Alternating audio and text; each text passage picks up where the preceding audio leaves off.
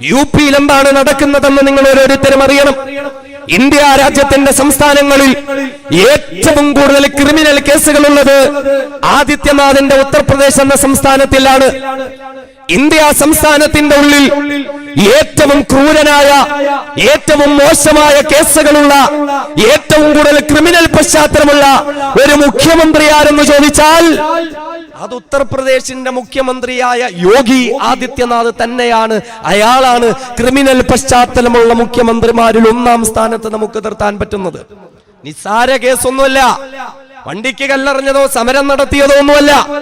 അതിഭയങ്കരമായ കലാപങ്ങൾക്ക് ആഹ്വാനം നടത്തിയ കേസുകൾ ഉൾപ്പെടെ, കൊലപാതക ശ്രമങ്ങളും അതിനോടനുബന്ധിച്ച കേസുകളും ഉൾപ്പെടെ വലിയ വലിയ ഭീകരമായ കേസുകളുള്ള ഒരു മുഖ്യമന്ത്രിയാണ് ഉത്തർപ്രദേശ് സംസ്ഥാനം ഭരിച്ചുകൊണ്ടിരിക്കുന്ന യോഗി ആദിത്യനാഥ് എന്ന് പറയുന്നത്. അദ്ദേഹത്തിന്റെ മന്ത്രിസഭയിൽ നിലവിൽ 35 MLA-മാർ വർഷങ്ങളോളം ജീവപര്യന്തം തടവ് ശിക്ഷ വിധിക്കപ്പെട്ട് ജയിലിൽ കിടക്കുവാനുള്ള നിലയിൽ കുറ്റകൃത്യങ്ങളിൽ പങ്കെടുത്തിട്ടുള്ളവരാണ്. അതേപോലെ യുപിയിലെ 81 മുൻ MLA-മാർ ഇതേപോലെ ജീവപര്യന്തം ശിക്ഷ ലഭിക്കുവാനുള്ള കുറ്റങ്ങൾ ചെയ്തിട്ടുള്ളവരാണ്. യുപിയിലെ എത്രയോ MP-മാർ വലിയ വലിയ കലാപങ്ങൾക്കും സ്ഫോടനങ്ങൾക്കും കൊലപാതകങ്ങൾക്കും പ്രതികളാക്കപ്പെട്ടുകൊണ്ട് ശിക്ഷകൾ ഏറ്റുവാങ്ങാൻ വിധിക്കപ്പെട്ടിട്ടുള്ളവരാണ്. എന്ന് പറഞ്ഞാൽ ഇത്രയും ക്രിമിനൽ പശ്ചാത്തലമുള്ളതായ ഒരു ഭരണ സംവിധാനം നിലനിൽക്കുന്ന ഒരു സംസ്ഥാനത്താണ് നിരപരാധികളായ 2 ചെറുപ്പക്കാരെ പിടിച്ചിട്ട് അവരെ ഭീകരവാദികളായി ചിത്രീകരിച്ചു കൊണ്ടിരിക്കുന്നത്. എന്താണ് ഉത്തർപ്രദേശിൽ നടന്നുകൊണ്ടിരിക്കുന്നതെന്ന് നിങ്ങൾ ഓരോരുത്തരും അറിയണം. ഓരോ 90 മിനിറ്റുകളിലും ഓരോ കുഞ്ഞുങ്ങൾ ഉൾപ്പെടെ പീഡിപ്പിക്കപ്പെട്ടുകൊണ്ടിരിക്കുന്ന സംസ്ഥാനമാണ് ഉത്തർപ്രദേശ് എന്ന് പറയുന്നത്.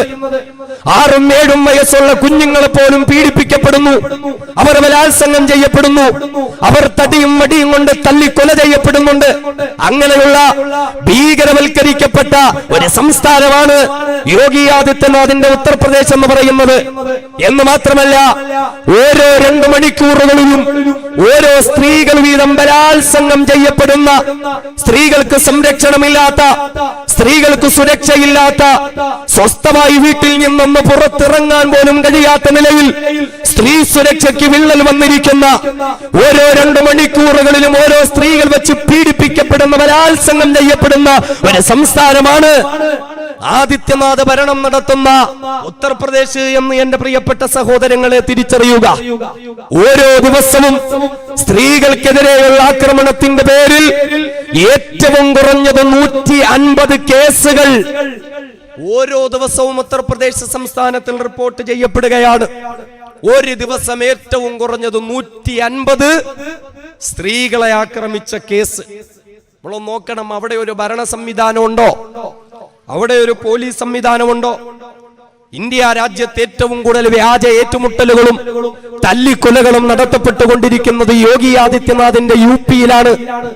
പശുവിറച്ചി കൈവശം വെച്ചു എന്ന പേര് പറഞ്ഞ്, പശുവിറച്ചി തിന്നു എന്ന പേര് പറഞ്ഞുകൊണ്ട്, അതേപോലെ തെരുവോരങ്ങളിൽ പുഴുവെടുത്ത് ചീഞ്ഞു മാറുന്നതായ പശുവിന്റെ ശരീരങ്ങൾ വഴിവക്കിൽ കിടക്കുമ്പോൾ, ആ പശുവിന്റെ ശരീരം സംസ്കരിക്കാൻ ആരുമില്ലാതെ വരുമ്പോൾ, ആ പശുവിന്റെ ശരീരത്തിലെ ചീഞ്ഞളഞ്ഞു മാറുന്ന ശരീരത്തിലെ തോലുരിച്ചെടുത്ത് ബാക്കിയുള്ള ഭാഗം കൊണ്ടുപോയി കുഴിച്ചിട്ടിട്ട് ഈ തോല് കമ്പോളത്തിൽ കൊണ്ടുപോയി കച്ചവടം ചെയ്തുകൊണ്ട് കിട്ടുന്നതായ 200-300 രൂപ കൊണ്ട് ഒരാഴ്ച കുടുംബത്തിന്റെ പട്ടിണി മാറ്റാമല്ലോ എന്ന് കരുതുന്ന പാവപ്പെട്ട ദലിതുകളായ സഹോദരങ്ങൾ ഈ പ്രവർത്തനം ചെയ്തതിന്റെ പേരിൽ പട്ടാപ്പകലിൽ പൊരിവെയിലത്ത് പരിപൂർണ നഗ്നരായി പോസ്റ്റിൽ കെട്ടിയിട്ടിട്ട് ബെൽറ്റ് കൊണ്ടും തടി കൊണ്ടും മടി കൊണ്ടും മാറി മാറി അവിടെ അവിടിച്ച് അവശരാക്കുന്ന നിലയിൽ തല്ലിക്കൊലകൾ നടന്നുകൊണ്ടിരിക്കുന്ന ഒരു സംസ്ഥാനമാണ് ആദിത്യനാഥിന്റെ ഉത്തർപ്രദേശ് എന്ന് പറയുന്നത്.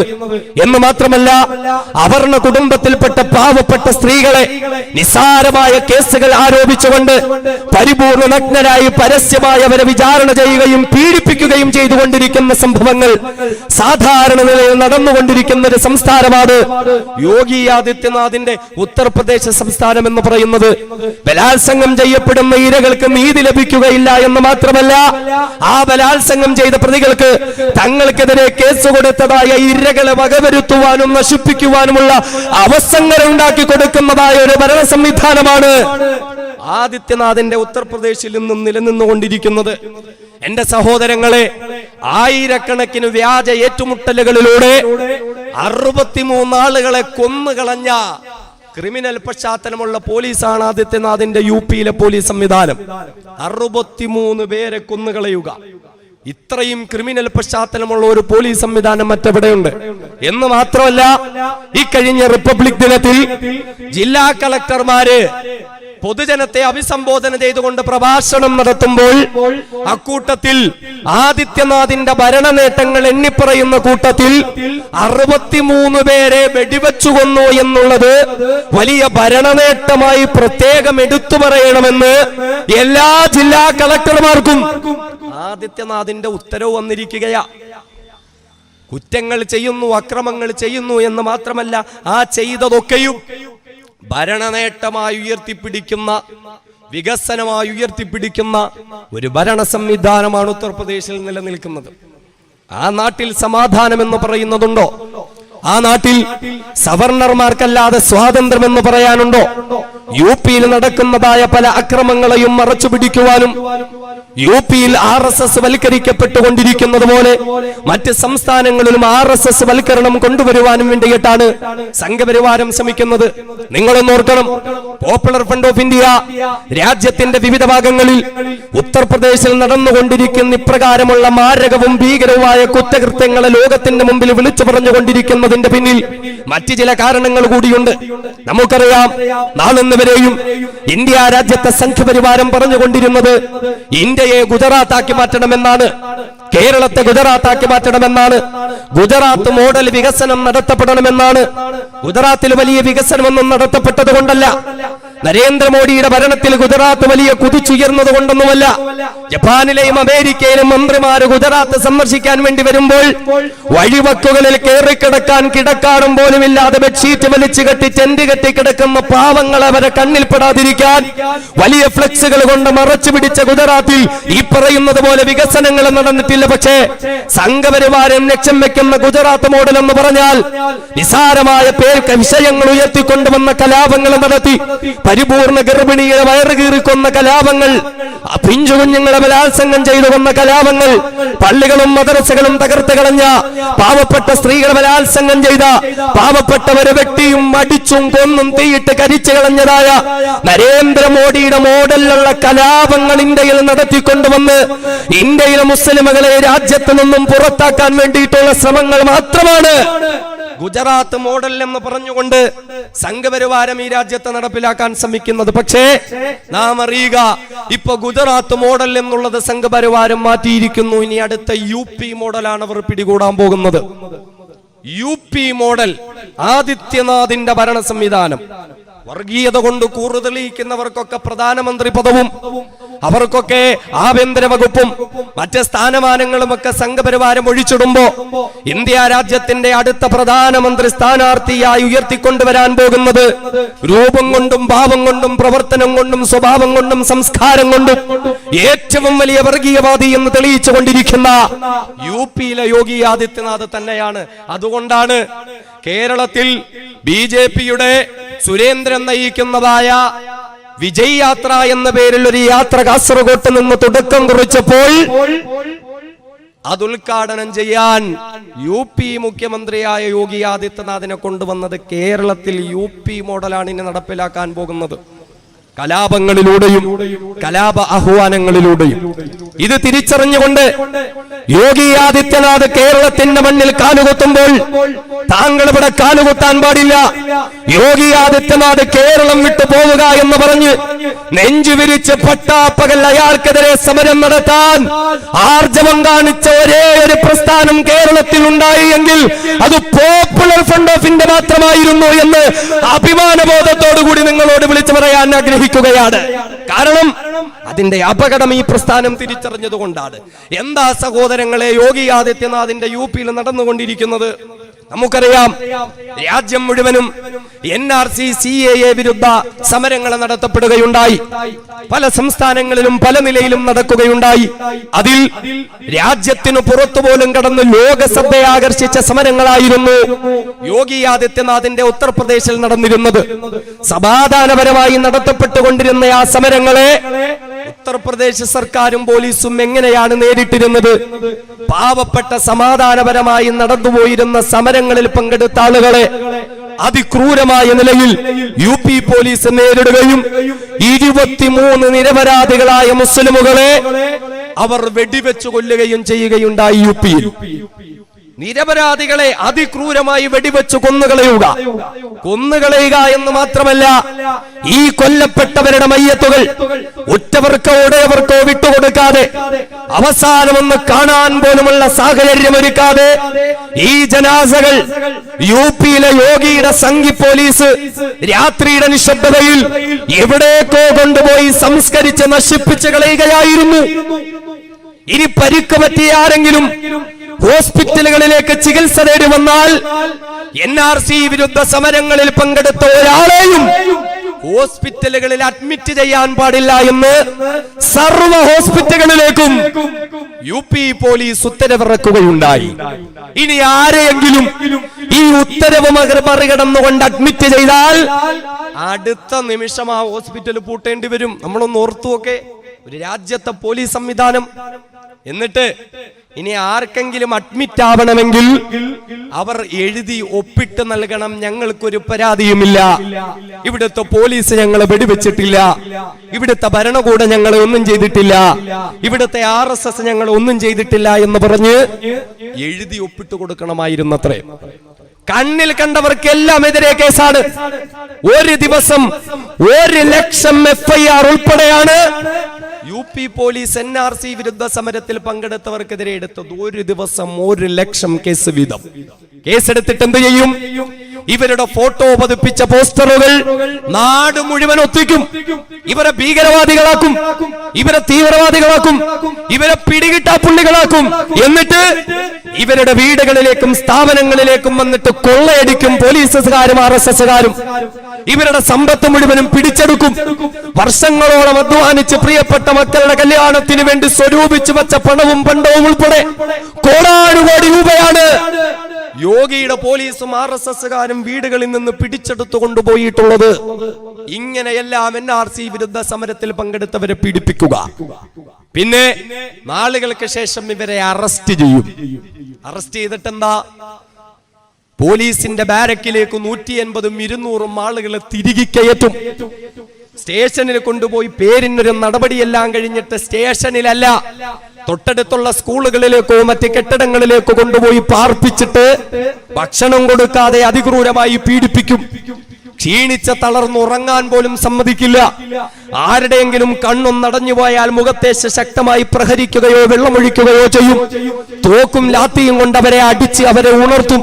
ഇങ്ങനെ അതിക്രൂരമായുള്ള നിലയിൽ അവരെ പീഡിപ്പിക്കുകയും അവരുടെ സ്വത്ത് പിടിച്ചെടുക്കുകയും അവരുടെ സ്വത്തുവകകൾ നശിപ്പിക്കുകയും ചെയ്തുകൊണ്ടാണ് ആദിത്യനാഥിന്റെ UP പോലീസ് NRC CAA വിരുദ്ധ സമരങ്ങളെ നേരിട്ടിരുന്നത്. ഇതിന്റെയൊക്കെ അവസാന ഉദാഹരണം മാത്രമാണ് പോപ്പുലർ ഫ്രണ്ട് ഓഫ് ഇന്ത്യയുടെ 2 പ്രവർത്തകരെ പിടിച്ച് ഭീകരവാദികളാക്കുന്നത്. തീർന്നിട്ടില്ല. രാജ്യത്ത് തല്ലിക്കൊലകൾ നടന്നുകൊണ്ടിരിക്കുന്നത് UPയിലാണ് ഏറ്റവും കൂടുതൽ. തല്ലിക്കൊലകൾ എന്ന് പറയുമ്പോ നമ്മുടെ മനസ്സിലേക്ക് ആദ്യമായി ഓടിയെത്തുന്നത് ഇന്ത്യ രാജ്യത്തിന്റെ ചരിത്രത്തിൽ ആദ്യമായി നടന്ന ഏറ്റവും ഭീകരമായ ഒരു തല്ലിക്കൊലയാണ്. മുഹമ്മദ് അഖ്ലാഖ് എന്ന വയോവൃദ്ധനായ മനുഷ്യൻ തന്റെ 2 ആൺമക്കളിൽ ഒരാളെ ഈ രാജ്യത്തിന്റെ പട്ടാള സേവനത്തിന് വേണ്ടി അയച്ചിരുന്ന മുഹമ്മദ് അഖ്ലാഖ് ഒരു ദിവസം പള്ളിയിൽ നിന്ന് നിസ്കാരം കഴിഞ്ഞ് വീട്ടിലേക്ക് വരുമ്പോൾ മാർക്കറ്റിൽ ആട്ടിന്റെ ഇറച്ചി വിൽപ്പന നടത്തുന്നതായി അദ്ദേഹം കണ്ടു. തന്റെ വീട്ടുകാർക്കും തന്റെ മകനും ആട്ടിറച്ചി വലിയ ഇഷ്ടമായതുകൊണ്ട് അദ്ദേഹം ആട്ടിറച്ചി വാങ്ങി വീട്ടിൽ കൊണ്ടുവരികയും അല്പമെടുത്ത് പാചകം ചെയ്യാൻ വീട്ടുകാർക്ക് കൊടുത്തിട്ട് ബാക്കിയുള്ളത് അവിടുത്തെ ഫ്രിഡ്ജിൽ സൂക്ഷിക്കുകയും ചെയ്തു.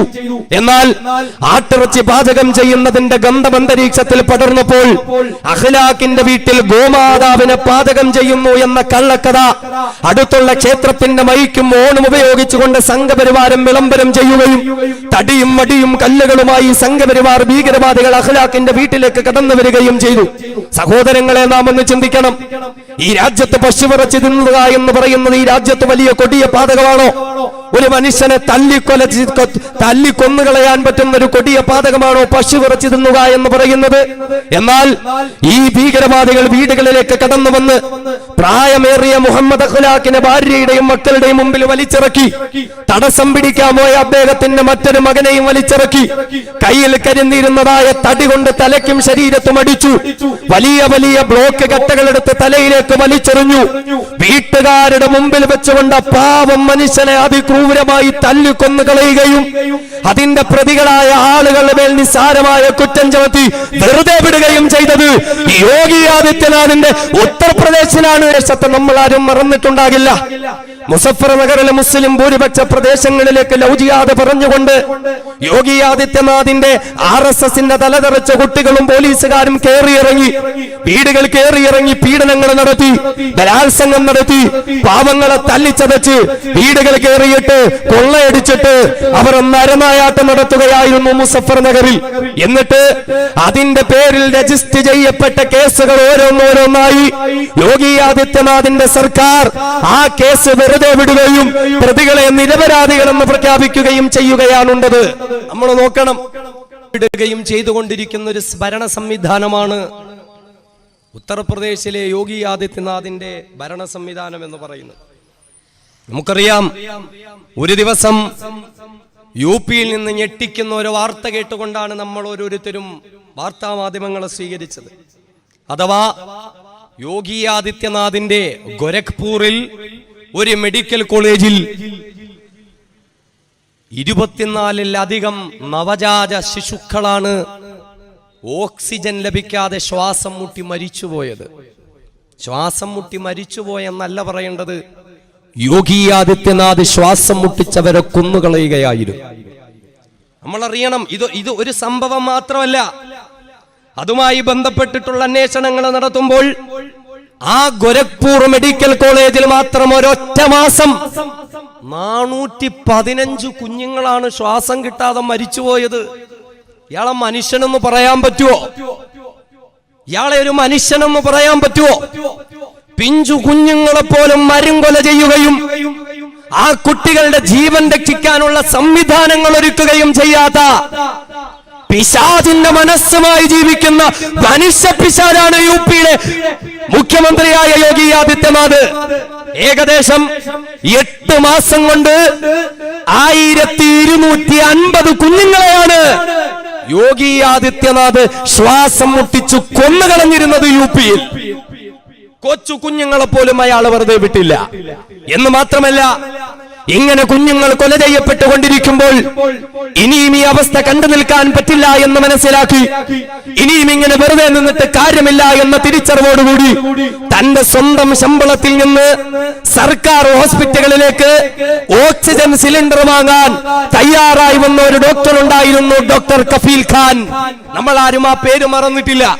അദ്ദേഹത്തെ ആദ്യം നമ്മൾ അറിയുന്നത് സ്വന്തം പണത്തിൽ നിന്ന് ഈ കുട്ടികളുടെ ജീവൻ രക്ഷിക്കാൻ ഓക്സിജൻ സിലിണ്ടറുകൾ മേടിച്ചു കൊടുത്ത ഒരു ഡോക്ടർ എന്നുള്ള നിലയിലായിരുന്നു. പക്ഷേ കുഞ്ഞുങ്ങളുടെ ജീവൻ രക്ഷിക്കാൻ ഓക്സിജൻ സിലിണ്ടർ വാങ്ങിക്കൊടുത്ത കഫീൽ ഖാനെ ഭീകരവാദിയായി ചിത്രീകരിച്ചുകൊണ്ട് യോഗി ആദിത്യനാഥ് ജയിലിൽ അടക്കുകയായിരുന്നു ചെയ്തത്. മാസങ്ങളോളം അദ്ദേഹം ജയിലിൽ കിടന്നു. വലിയ പ്രതിഷേധങ്ങളും പ്രക്ഷോഭങ്ങളും ഉണ്ടായി. അങ്ങനെ അദ്ദേഹത്തിന് ജാമ്യം ലഭിച്ചു. പക്ഷേ എന്നിട്ടും ആ മനുഷ്യനെ വെറുതെ വിട്ടില്ല. എന്തിനാ? ആദിത്യനാഥിനെതിരെ പാർട്ടി ഉണ്ടാക്കിയതിനല്ല, പോപ്പുലർ ഫ്രണ്ട് ഓഫ് ഇന്ത്യയുടെ പ്രവർത്തകനായതിനു വേണ്ടിയിട്ടല്ല, പിന്നെ മരണപ്പെട്ടുകൊണ്ടിരിക്കുന്ന കുഞ്ഞുങ്ങളുടെ മരണനിരക്ക് കുറയ്ക്കാൻ സ്വന്തം പണം കൊടുത്തുകൊണ്ട് തന്റെ സ്വാധീനം ഉപയോഗിച്ചുകൊണ്ട് സർക്കാർ ഹോസ്പിറ്റലുകളിലേക്ക് ഓക്സിജൻ സിലിണ്ടർ കൊണ്ടുവന്നതിനൊരു മനുഷ്യനെ വേട്ടയാടുകയാണ് യോഗി ആദിത്യനാഥ്.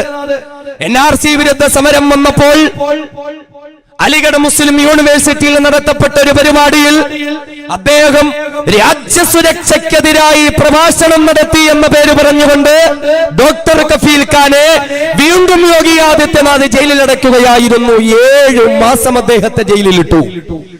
ജയിലിൽ കിടന്നുകൊണ്ട് ജയിൽ അനുഭവങ്ങൾ വിവരിച്ചുകൊണ്ട് കഫീൽ ഖാൻ തന്റെ സഹോദരൻ ഒരു കത്തെഴുതി. എന്ന് പറഞ്ഞാൽ 500 പേരോളം കിടക്കേണ്ടുന്ന സ്ഥലങ്ങളിൽ 3000-ലധികം ആളുകളെ കൊണ്ടുവന്നു കുത്തി നിറച്ചിരിക്കുകയാണ് യോഗി ആദിത്യനാഥ്. പലരും പലവിധ രോഗങ്ങൾ കൊണ്ട് ബുദ്ധിമുട്ടുന്നു. രോഗം പടർന്നു പന്തലിക്കുന്നു. അതിരൂക്ഷമായ വിയർപ്പിന്റെ ഗന്ധം കൊണ്ട് ജയിലറകൾക്കുള്ളിൽ കിടക്കാൻ പറ്റില്ല. വായു സഞ്ചാരമില്ല, പ്രകാശമില്ല, കൃത്യമായ നല്ല ഭക്ഷണമില്ല, വൃത്തിയും വെടുപ്പുമില്ല. രാത്രിയിൽ ഉറങ്ങാൻ കിടക്കുമ്പോ 4-5 ആളുകളുടെ ശരീരത്തിൽ കൈകാലുകൾ വെച്ചിട്ടല്ലാതെ ഒരാൾക്കും ആ ജയിലറകൾക്കുള്ളിൽ ഉറങ്ങാൻ പറ്റില്ല. ഇത്രയും ക്രൂരമായ നടപടികളാണ് യോഗി ആദിത്യനാഥിന്റെ ഉത്തർപ്രദേശിൽ നടന്നുകൊണ്ടിരിക്കുന്നത്. സഹോദരങ്ങളെ, ഇത് പറയുമ്പോ ഒരു കാര്യം മനസ്സിലാക്കേണ്ടത്, യോഗി ആദിത്യനാഥ് എന്ന് പറയുന്ന വ്യക്തി പ്രതിനിധാനം ചെയ്യുന്നത് RSS സിദ്ധാന്തത്തെയാണ്. RSS എന്ന് പറഞ്ഞാൽ സവർണന്മാരെയല്ലാത്ത മറ്റാരെയും മനുഷ്യരായി കാണാത്ത മനുവാദത്തിന്റെ സിദ്ധാന്തമാണ് RSS ഉയർത്തിപ്പിടിക്കുന്നത്. ആ യോഗി ആദിത്യനാഥിന്റെ ഇന്ത്യ കൊണ്ടുവരാൻ RSS ശ്രമിച്ചുകൊണ്ടിരിക്കുമ്പോൾ ആ ഇന്ത്യയിലെ മുസ്ലിമുകൾക്ക് സമാധാനം ലഭിക്കുമെന്ന് കരുതണ്ട. ആ ഇന്ത്യയിലെ ക്രിസ്ത്യാനികൾക്കോ കമ്മ്യൂണിസ്റ്റുകൾക്കോ ദലിതുകൾക്കോ സമാധാനം ലഭിക്കുമെന്ന് കരുതണ്ട. ഇപ്പോഴും യോഗി ആദിത്യനാഥിന്റെ ഉത്തർപ്രദേശിൽ മനുവാദം നടപ്പിലാക്കാൻ ശ്രമിക്കുന്നതിന്റെ ഭാഗമായിട്ടാണ് തല്ലിക്കൊലകൾ നടക്കുന്നത്, നീതി നിഷേധങ്ങൾ നടക്കുന്നത്. എന്ന് മാത്രമല്ല, അവർണ കുടുംബത്തിൽപ്പെട്ട ഹിന്ദു സമുദായത്തിൽപ്പെട്ട ദലിതുകളായ മനുഷ്യര്, താഴ്ന്ന ജാതിക്കാരായ മനുഷ്യര്, ഇപ്പോഴും ചെരുപ്പ് കുത്താൻ വിധിക്കപ്പെട്ടവർ, മലം ചുമക്കാൻ വിധിക്കപ്പെട്ടവർ, അവർക്ക് അവിടെയുള്ള ഒരു ക്ഷേത്രത്തിൽ കയറിയിട്ട് ആരാധന നടത്തുവാനുള്ള സ്വാതന്ത്ര്യം പോലും സവർണന്മാർ യുപിയിൽ കൊടുക്കുന്നില്ല. വിവാഹത്തിന്റെ ദിവസം ഒരാദിവാസി യുവാവിനെ സംഘപരിവാർ ഭീകരവാദികൾ തല്ലിച്ചതച്ചത് വിവാഹത്തിന്റെ ദിവസം അണിഞ്ഞൊരുങ്ങിയിട്ട് കുതിരപ്പുറത്ത് കയറി യാത്ര ചെയ്തു എന്ന് പറഞ്ഞിട്ടാ. അതിനുള്ള സ്വാതന്ത്ര്യമില്ല. വഴിവക്കിൽ 19 വയസ്സുള്ള കുട്ടികൾ മൂത്രമൊഴിച്ചാൽ ദലിത് കുടുംബത്തിൽപ്പെട്ടവരായതിന്റെ പേരിൽ തല്ലിക്കൊല്ലുന്ന ഒരു സിദ്ധാന്തമാണ് RSS ഇന്ത്യ രാജ്യത്തെ പ്രതിനിധാനം ചെയ്യുന്നത് എങ്കിൽ RSS വൽക്കരിക്കുന്ന ഇന്ത്യ രാജ്യത്തിന് വേണ്ടിയിട്ടാണ് ആദിത്യനാഥും സംഘപരിവാരവും ഇന്ന് ശ്രമിച്ചുകൊണ്ടിരിക്കുന്നത്. അതുകൊണ്ട് തന്നെ അവരുടെ നാട്ടിൽ ഹിന്ദു കുടുംബത്തിൽപ്പെട്ടവർക്ക് പോലും സമാധാനമില്ല. ഇപ്പൊ നമ്മൾ കണ്ട വാർത്തയുണ്ട്, യുപിയിൽ ഹത്രാസ് പീഡനമൊക്കെ നമുക്കറിയാം. അതേ ഹത്രാസിൽ പീഡിപ്പിക്കപ്പെട്ട ഒരു പെൺകുട്ടി കേസ് കൊടുക്കുകയും അതിന്റെ പേരിൽ പ്രതിയെ പിടിക്കുകയും എന്നാൽ അവനെ ജാമ്യം കൊടുത്ത് വെറുതെ വിടുകയും ചെയ്തപ്പോൾ തനിക്കെതിരെ കേസ് കൊടുത്തതിന്റെ പേരിൽ ആ പെൺകുട്ടിയുടെ പിതാവിനെ അവൻ വെടിവെച്ചു കൊല്ലുക. ഇതൊക്കെ സർവ്വസാധാരണമാണ് ഉത്തർപ്രദേശിൽ, സർവ്വസാധാരണമാണ് ഉത്തർപ്രദേശിൽ. ഹത്രാസിൽ നടന്നത് നമുക്ക് ഓരോരുത്തർക്കും അറിയാലോ. 19 വയസ്സുകാരിയായ ഒരു പെൺകുട്ടിയെ യോഗി ആദിത്യനാഥിന്റെ ഉന്നത കുലജാതന്മാരെന്ന് പറയപ്പെടുന്ന സവർണ ഭീകരവാദികൾ അവളുടെ ശരീരത്തിൽ കിടന്ന ദുപ്പട്ട എടുത്ത് കഴുത്തിൽ വരിഞ്ഞു മുറുക്കി ശ്വാസമോ ശബ്ദമോ പോലും പുറത്തേക്ക് വരാതെ അവളെ വലിച്ചടച്ച് പൊന്തക്കാട്ടിൽ കൊണ്ടുപോയി. ഈ 4 ഭീകരവാദികളും മാറി മാറി മണിക്കൂറുകളോളം എടുത്ത് അവളെ പീഡിപ്പിച്ച് ബലാത്സംഗം ചെയ്ത് പൊന്തക്കാട്ടിൽ ഉപേക്ഷിച്ചിട്ട് പോയി. പിന്നീട് അവളുടെ ശരീരം ലഭിക്കുമ്പോൾ ഡോക്ടർമാർ പറഞ്ഞത് അതിക്രൂരമായ പീഡനത്തിന്റെ പേരിൽ ആ 19 വയസ്സുള്ള പെൺകുട്ടിയുടെ 2 കൈകളും 2 കാലുകളും തളർന്നു പോയി എന്നാണ്. എന്ന് മാത്രമല്ല, ഈ പീഡിപ്പിച്ചവന്മാരുടെ പേര് പുറത്തു പറയാതെ ഇരിക്കാൻ ആ പെൺകുട്ടിയുടെ നാവ് മുറിച്ചെടുക്കുകയുണ്ടായി. നമ്മൾ നോക്ക്, ഒരു സംസ്ഥാനത്തിൽ ഇങ്ങനെ ഒരു സംഭവം ഉണ്ടായാൽ എത്ര വലിയ കോളൊക്കെ ഉണ്ടാവും. ആ പ്രതികളെ പിന്നെ ജീവനോടുകൂടി പുറപ്പെടാൻ ഉത്തരവാദിത്തമുള്ള ഒരു സംസ്ഥാന സർക്കാർ അനുവദിക്കുവോ? പക്ഷെ എന്താ ചെയ്തെന്നറിയോ? ഈ പെൺകുട്ടി മരണപ്പെട്ടപ്പോൾ അവളുടെ മൃതശരീരം വീട്ടുകാർക്ക് പോലും കൊടുക്കാതെ യുപി പോലീസ് രഹസ്യമായി കൊണ്ടുപോയി ഏതോ കാട്ടിൽ കൊണ്ടിട്ട് രാത്രിയുടെ നിശബ്ദതയിൽ കത്തിച്ചു കളഞ്ഞു. തൊട്ടടുത്തുള്ള ദിവസം കത്തിക്കരിഞ്ഞ പ്രിയപ്പെട്ട പൊന്നുമോളുടെ മൃതശരീരമാണ് ആ വീട്ടുകാർക്ക് കിട്ടിയത്. എന്ന് മാത്രമല്ല, ഈ ക്രൂരമായ പീഡനത്തിന് അവളെ വിധേയരാക്കിയ സവർണ സംഘപരിവാര മൃഗങ്ങളെ നിസാരമായ കേസ് ചുമത്തിയിട്ട് ജയിലിലടക്കി അവന്മാർക്ക് വെറുതെ വിടാൻ പോകാനുള്ള അവസരം ഉണ്ടാക്കി കൊടുക്കുക. ആദിത്യനാഥിന്റെ ഉത്തർപ്രദേശിൽ ഹിന്ദുക്കൾക്ക് പോലും സമാധാനമില്ല. ഉന്നാവ് എന്ന് പറഞ്ഞാൽ ഇപ്പൊ ഹത്രാസിൽ നിന്ന് തന്നെ 1ഉം 2ഉം സംഭവം നമ്മൾ കേട്ടു. ഉന്നാവോ പീഡനം നമ്മൾ മറന്നിട്ടില്ല. അവിടെയും ഒന്നിലേറെ സംഭവങ്ങൾ ഉണ്ടായിട്ടുണ്ട്. വിവാഹ വാഗ്ദാനം നൽകി തന്നെ കൂട്ടിക്കൊണ്ടുപോയി കൂട്ടുകാരും ചേർന്ന് തന്നെ ബലാത്സംഗം ചെയ്യപ്പെട്ട ഒരു പെൺകുട്ടി. അവള് പോലീസിൽ കേസ് കൊടുത്തു. പക്ഷേ ആ പെൺകുട്ടിക്ക് വേണ്ടി നടപടിയെടുത്തില്ല ഉത്തർപ്രദേശ് പോലീസ്. പ്രതികളെ പിടികൂടിയില്ല. ആ പ്രതികൾ എന്താ ചെയ്തത്? തങ്ങൾക്കെതിരെ പരാതി കൊടുത്തതിന് ഉന്നാവിലെ പാവപ്പെട്ട പെൺകുട്ടിയെ ജീവനോടെ പിടിച്ചുകൊണ്ടുവന്ന് നിർത്തി ശിക്ഷയെന്നോണം അവളുടെ തലയ്ക്ക് മീതെ മണ്ണെണ്ണ ഒഴിച്ച് ജീവനോടെ അവളെ ചുട്ടേരിച്ചിട്ട് ഇഞ്ചിഞ്ചായി വേദന അനുഭവിച്ചവൾ മരണപ്പെടുകയായിരുന്നു. ഇരകളോടൊപ്പം നിൽക്കാൻ ഉത്തർപ്രദേശ് പോലീസിന് പറ്റുന്നില്ല. ഉത്തർപ്രദേശ് പോലീസിൽ എങ്ങനെ ആളുകളെ റിക്രൂട്ട് ചെയ്യുന്നറിയോ? പ്രത്യേകമായ സംഘടനകളും ഏജൻസികളുമുണ്ട്. അതിൽ നിന്ന് RSSനോട് പ്രതിബദ്ധതയും കൂറും പുലർത്തുന്നവർക്ക് മാത്രമാണ് പോലീസിലേക്ക് റിക്രൂട്ട്മെന്റ് നൽകിക്കൊണ്ട് അവരെ പോലീസുകാരാക്കിക്കൊണ്ടിരിക്കുന്നത്. നമുക്കറിയാം, ഉന്നാവിൽ നടന്ന 17 വയസ്സുള്ള ഒരു പാവപ്പെട്ട പെൺകുട്ടിയുടെ ജീവിതത്തിന്റെ അവസ്ഥ എന്തായി? 17 വയസ്സുള്ള പെൺകുട്ടി മുസ്ലിമല്ല, ഒരു ഹിന്ദുവായ പെൺകുട്ടിയുടെ കാര്യമാണിത് പറയുന്നത്. UP യിൽ നടക്കുന്നത് എന്ത് എന്ന പേരിൽ പോപ്പുലർ ഫ്രണ്ട് ഓഫ് ഇന്ത്യ നയവിശദീകരണ സമരങ്ങൾ നടത്തുമ്പോൾ അത് ഹിന്ദുവിനെയും മുസ്ലിമിനെയും തമ്മിലടിപ്പിക്കാൻ വേണ്ടിയിട്ടല്ല, മറിച്ച് ഹിന്ദുവിനെയും മുസ്ലിമിനെയും രാജ്യത്തുള്ള ഓരോ ജനങ്ങളെയും കശാപ്പ് ചെയ്യുന്ന RSS പ്രതിനിധാനം ചെയ്യുന്നതായ ഒരു പ്രത്യയ ശാസ്ത്രം ഉയർത്തിപ്പിടിക്കുന്ന യോഗി ആദിത്യനാഥ് എത്രയും വലിയ ഭീകരവാദിയാണ് എന്ന് തിരിച്ചറിയിക്കാൻ വേണ്ടിയിട്ടാണ് ഇത് പറയുന്നത്. 17 വയസ്സുകാരിയായ മിടുക്കിയായ ഒരു പെൺകുട്ടി, അവൾക്ക് ജോലിയുമായി ബന്ധപ്പെട്ടുള്ള കാര്യങ്ങളുമായി അന്വേഷണങ്ങൾ നടത്തപ്പെട്ടപ്പോൾ അവിടെ ഉണ്ടായിരുന്ന BJPയുടെ MLA ആയ കുൽദീപ് സിംഗ് സെങ്കാറിനെ പോയി കണ്ടാൽ അവൾക്ക് ജോലി ലഭിക്കുമെന്നുള്ള കാര്യം വരെ എത്തി. അങ്ങനെ പാവപ്പെട്ട ഹിന്ദു സമുദായത്തിലെ പെൺകുട്ടി BJP MLA അയാളും അയാളുടെ കൂട്ടാളികളും ചേർന്ന് ഈ പാവം പെൺകുട്ടിയെ അതിക്രൂരമായി പീഡിപ്പിച്ചു, കൂട്ടബലാത്സംഗത്തിനിരയാക്കി. എന്നാൽ ഈ പെൺകുട്ടിയും കുടുംബവും തോറ്റു പിന്മാറാൻ തയ്യാറായില്ല. ഇയാൾക്കും ഈ BJP MLAക്കെതിരെ കേസ് കൊടുത്തു. കൃത്യമായ നടപടികൾ ഉണ്ടായില്ല. വീണ്ടും സമരത്തിന്റെ ഭാഗമായി യോഗി ആദിത്യനാഥ് എന്ന UP യിലെ മുഖ്യമന്ത്രിയുടെ വീട്ടിന്റെ മുമ്പിൽ ദിവസങ്ങളോളം സമരം നടത്തി. തന്റെ വീട്ടിന്റെ മുമ്പിൽ പീഡിപ്പിക്കപ്പെട്ട ഒരു പെണ്ണും കുടുംബവും ഒന്ന് സമരം ചെയ്തിട്ട് യോഗി ആദിത്യനാഥ് തിരിഞ്ഞുപോലും നോക്കിയില്ല. അവസാനം നിരാശ തോന്നി. പെൺകുട്ടിയും കുടുംബവും സമരം അവസാനിപ്പിച്ചു പോയി. പക്ഷേ യോഗി അവരെ വെറുതെ വിടാൻ തീരുമാനിച്ചില്ല. തോക്ക് കൈവശം വെച്ചു എന്ന കള്ളക്കേസ് പിടിച്ചുകൊണ്ട് ആ പെൺകുട്ടിയുടെ പിതാവിനെ ജയിലിലടച്ചു. ജയിലിലടച്ചിട്ട് അതിക്രൂരമായ ആ മനുഷ്യനെ പീഡിപ്പിച്ചു. ഈ BJP MLAയുടെ സഹോദരനും അയാളുടെ കൂട്ടാളികളും ഓരോ ദിവസവും ലോക്കപ്പിൽ വന്ന് മണിക്കൂറുകളോളം ഈ പെൺകുട്ടിയുടെ പിതാവിനെ പീഡിപ്പിക്കുന്നു, കേസ് പിൻവലിക്കണമെന്ന് പറഞ്ഞിട്ട്. എന്നിട്ട് നിരാശ തോന്നിയ ഈ പെൺകുട്ടി രണ്ടാമത് വീണ്ടും യോഗി ആദിത്യനാഥിന്റെ വീട്ടിന്റെ മുമ്പിൽ സമരം നടത്തി. ആ സമരവും വിജയിച്ചില്ല. അവസാനം നീതി കിട്ടാതെ താനെന്തിന് ജീവിക്കണമെന്ന് കരുതി ആ പെൺകുട്ടി യോഗിയുടെ വീട്ടിന്റെ മുമ്പിൽ മണ്ണെണ്ണ ഒഴിച്ച് തീ കൊളുത്തി ആത്മഹത്യക്ക് ശ്രമിച്ചു. പക്ഷെ അവൾ മരണപ്പെട്ടില്ല. പാതിബന്ധ ശരീരവുമായി അവൾ ഹോസ്പിറ്റലിൽ മരണത്തോട് മല്ലടിച്ച് കഴിയുമ്പോൾ തൊട്ടടുത്ത ദിവസം വന്ന വാർത്ത, ലോക്കപ്പിൽ കഴിഞ്ഞുകൂടി അവളുടെ പിതാവ്, അവളുടെ അച്ഛൻ കൊല്ലപ്പെട്ടു എന്ന വാർത്തയാണ്. അവളുടെ അച്ഛൻ ലോക്കപ്പിൽ വെച്ച് കൊല്ലപ്പെട്ടു. CBI ആണ് കേസ് അന്വേഷിക്കുന്നത്. ഇയാളുടെ സ്വാഭാവികമായ മരണമാണോ അതോ കൊലപാതകമാണോ എന്ന് അന്വേഷിച്ചു. ഇയാളെ തല്ലിക്കൊല്ലതാണ് എന്ന് കൃത്യമായി കണ്ട ദൃക്സാക്ഷികൾ ഒരുപാടുണ്ടായിട്ടും ഒരാളും സാക്ഷി പറയാൻ തയ്യാറായില്ല. അവസാനം ഈ ഹിന്ദു കുടുംബത്തിലെ ഉന്നാവോയിലെ ഇരയാക്കപ്പെട്ട പെൺകുട്ടിയുടെ അച്ഛനെ BJP MLAയുടെ സഹോദരനും കൂട്ടാളികളും തല്ലിക്കൊന്നതാണ് എന്നതിന്റെ വിഷയത്തിൽ യൂനുസ് എന്നു പേരുള്ള ഒരു മുസൽമാൻ സാക്ഷി പറയാൻ തയ്യാറായി. യൂനുസ് സാക്ഷിയായി. പക്ഷേ ആ യൂനുസിനെയും അവർ വെറുതെ വിട്ടില്ല. ഒരു ദിവസം ശാരീരിക അസ്വസ്ഥതകൾ അനുഭവപ്പെട്ട യൂനുസ് ഹോസ്പിറ്റലിൽ അഡ്മിറ്റ് ചെയ്യപ്പെടുകയും നിമിഷങ്ങൾക്കുള്ളിൽ ദുരൂഹ സാഹചര്യത്തിൽ യൂനുസും കൊല ചെയ്യപ്പെടുകയാണ്.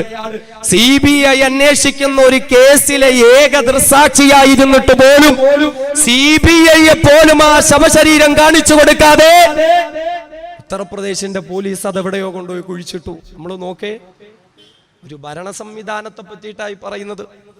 എന്നിട്ടും ആ ഉന്നാവിലെ പെൺകുട്ടിയെ വെറുതെ വിട്ടില്ല. അച്ഛൻ കൊല ചെയ്യപ്പെട്ടു, സാക്ഷിയായ മനുഷ്യനും കൊല ചെയ്യപ്പെട്ടു. അതും പോരാഞ്ഞിട്ട് കേസിന് അവളോടൊപ്പം ഉണ്ടായിരുന്ന അവളുടെ അമ്മാവനെ 19 കൊല്ലം മുമ്പുള്ള ഒരു കൊലപാതക കേസിൽ കുടുക്കി ജയിലിലടച്ചു. ആന്തരിയുണ്ട് എന്നൊന്ന് പറയാൻ പിന്നെയൊന്നില്ല അവളോടൊപ്പം നിൽക്കാൻ. ആ കുടുംബം നിയമപരമായ പോരാട്ടങ്ങൾ നടത്തി. കോടതി പറഞ്ഞു ഈ പെൺകുട്ടിക്കും കുടുംബത്തിനും പോലീസ് സംരക്ഷണം കൊടുക്കണം. എങ്ങനാ സംരക്ഷണം കൊടുത്തെന്നറിയോ? യോഗി ആദിത്യനാഥിന്റെ പോലീസ് സെക്യൂരിറ്റിയുടെ പേര് പറഞ്ഞുകൊണ്ട് ശരീരം എന്ന പെൺകുട്ടിയെയും അവളുടെ അമ്മയെയും അവളുടെ 2 അമ്മായിമാരെയും ഇരുട്ടുമുറിയിൽ കൊണ്ടുപോയി അടച്ചു. വെളിച്ചമോ പ്രകാശമോ കാറ്റോ പോലും ഇല്ലാത്ത ഇരുട്ടുമുറിയിൽ സെക്യൂരിറ്റിയുടെ പേരിൽ. എന്നിട്ട് കേസിന്റെ ആവശ്യമായ ആ പെൺകുട്ടിക്കും കുടുംബത്തിനും ഒരു യാത്ര പോകേണ്ടി വന്നപ്പോൾ വളരെ ഐഡിയപരമായി പോലീസ് അതിൽ നിന്ന് കാര്യകാരണങ്ങൾ പറഞ്ഞൊഴിവാവുകയും ഇവർ യാത്ര ചെയ്തുകൊണ്ടിരുന്ന കാറിലേക്ക് നമ്പർ പ്ലേറ്റിൽ കറുത്ത പെയിന്റ് അടിച്ച ഒരു ലോറി വന്ന് ഇടിച്ചു കയറുകയും കേസിലെ പ്രധാന സാക്ഷിയായിരുന്ന അമ്മായി ഉൾപ്പെടെ 2 അമ്മായിമാരും കൊല ചെയ്യപ്പെടുകയും ഈ പെൺകുട്ടിയും അവളുടെ അമ്മയും നട്ടെല്ല് തകർന്ന് ശരീരം തളർന്ന് ഹോസ്പിറ്റലിൽ അഡ്മിറ്റ് ആക്കപ്പെടുകയും ചെയ്തു. ഒരു ഹിന്ദു സമൂഹത്തിലെ പെൺകുട്ടിക്കെതിരെ യോഗി ആദിത്യനാഥും അയാളുടെ പോലീസും ചെയ്തു കൂട്ടിയ ദുഷ്ചെയ്തികളെ പറ്റിയിട്ടാണ് എന്റെ പ്രിയപ്പെട്ട സഹോദരങ്ങളെ പറഞ്ഞുകൊണ്ടിരിക്കുന്നത്. ഇങ്ങനെ യുപിയിൽ നടത്തപ്പെട്ടുകൊണ്ടിരിക്കുന്ന നരനായാട്ടുകളെ മറച്ചു പിടിക്കുവാനും ആ നരനായാട്ടുകളുടെ അവസാന ഉദാഹരണവുമായിട്ടുമാണ് പോപ്പുലർ ഫ്രണ്ട് ഓഫ് ഇന്ത്യയുടെ പ്രവർത്തകരായ അൻഷാദിനെയും ഫിറോസിനെയും ജയിലിലടച്ചിട്ട് ഭീകരവാദികളായി ചിത്രീകരിക്കുക. അതാണല്ലോ ഇപ്പോഴത്തെ സംഘപരിവാരത്തിന്റെ പ്രധാനപ്പെട്ട ഒരു പണി. തങ്ങൾക്കെതിരെ ആര് ശബ്ദിച്ചാലും, എതിർ ശബ്ദങ്ങൾ എവിടെ ഉയർന്നു വന്നാലും അവരെ ഏതെങ്കിലും വിഭാഗം ഭീകരവാദികളായി ചിത്രീകരിച്ചില്ലാതാക്കുക.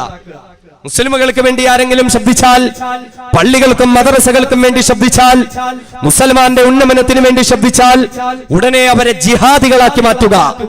ജിഹാദികൾ എന്ന പേരിട്ട് വിളിക്കുക. ഏതെങ്കിലും ഒരു പദത്തോടൊപ്പം ജിഹാദ് എന്ന് ചേർത്തിട്ട് ഭീകരവൽക്കരിക്കുക. അല്ലേ? നമ്മൾ കാണുന്ന അതല്ലേ? UPSC ജിഹാദ്, ലവ് ജിഹാദ്, റോമിയോ ജിഹാദ്, ഹലാൽ ജിഹാദ്. ഇപ്പൊ ഹലാൽ ജിഹാദൊക്കെ വലിയ വിഷയാക്കിക്കൊണ്ടിരിക്കുക. നമുക്കറിയാം. എന്നെ കേൾക്കുന്ന ഏതെങ്കിലും ഹൈന്ദവ ക്രൈസ്തവ സഹോദരങ്ങൾ ഉണ്ടെങ്കിൽ അറിയണം, ഒരു മുസ്ലിമിനെ സംബന്ധിച്ചിടത്തോളം എല്ലാ വിഷയങ്ങളിലും ഒരു മുസ്ലിമിന് ഒരു അച്ചടക്കമുണ്ട്. അവൻ എന്ത് വസ്ത്രം ധരിക്കണം, അവൻ എങ്ങനെ സാമ്പത്തികം ഉണ്ടാക്കണം, അവൻ എങ്ങനെ കുടുംബജീവിതം നയിക്കണം, അവൻ എങ്ങനെ ഭക്ഷണം കഴിക്കണം. അക്കൂട്ടത്തിൽ കൃത്യമായ ഒരു നിലപാട് ഇസ്ലാമിനോട് ഒരു മുസ്ലിം ഹലാലായ ഭക്ഷണേ കഴിക്കാവുള്ളൂ.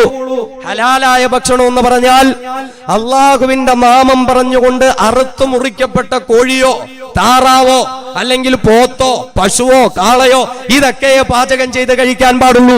ഇതിനാ ഹലാല് എന്ന് പറയുന്നത്. ഹലാൽ എന്ന് പറഞ്ഞാൽ കേവലം ചിക്കൻ ഫ്രൈയിലും ബീഫ് റോസ്റ്റിലും മാത്രം ഒതുങ്ങുന്നതല്ല. ഒരു മുസ്ലിമിന്റെ സമ്പത്ത് ഹലാലായിരിക്കണം. പലിശ ഹറാമാണ്, വഞ്ചിച്ചെടുത്ത പണം ഹറാമാണ്, കൈക്കൂലി ഹറാമാണ്, സ്ത്രീധനം ഹറാമാണ്. ഇങ്ങനെ ഓരോ നിലയിലും ഹറാമും ഹലാലും ഇസ്ലാം പറയുന്നുണ്ട്.